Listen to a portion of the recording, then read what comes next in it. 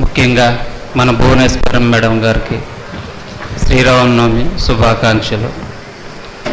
నాకు యాక్సిడెంట్ అయ్యి, నేను అంబులెన్స్ డ్రైవర్ని, యాక్సిడెంట్ అయ్యి 1 year అయింది.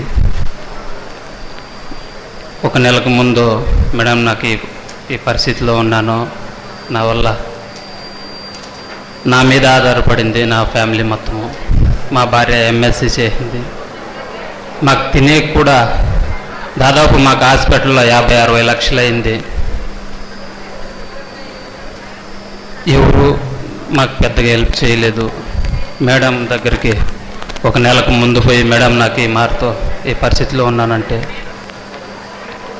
మేడం 10 రోజులకు ముందు ఇచ్చిన తర్వాత 10 రోజుల తర్వాత మేడం ఎన్టీఆర్ ట్రస్ట్ నుండి ఫోన్ వచ్చింది.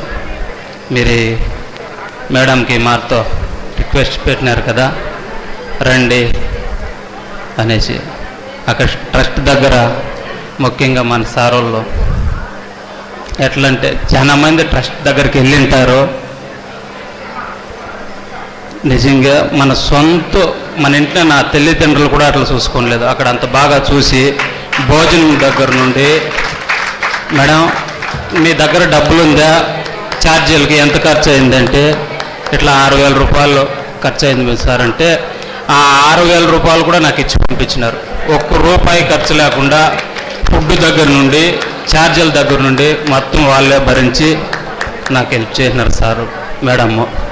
చాలా థ్యాంక్స్ మేడం. థ్యాంక్ యూ తమ్ముడు. జాగ్రత్తగా ప్రాక్టీస్ చేయమ్మా, ప్రాక్టీస్ చేయ బాగా. ఇప్పుడు 11 మంది ఎవరైతే హియరింగ్ ఇంపైర్మెంట్ ఉందో వీళ్ళకి వినడానికి చెవికి మిషన్స్ మనం దీన్ దయాల్ చారిటబుల్ ట్రస్ట్ ద్వారా మనం అరేంజ్ చేస్తున్నాం. మొట్టమొదటిగా బి రుక్కమ్మ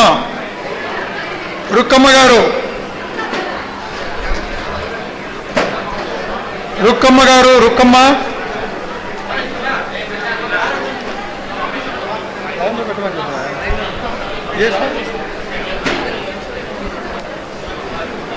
గారు మీరేనా? రామ్మా.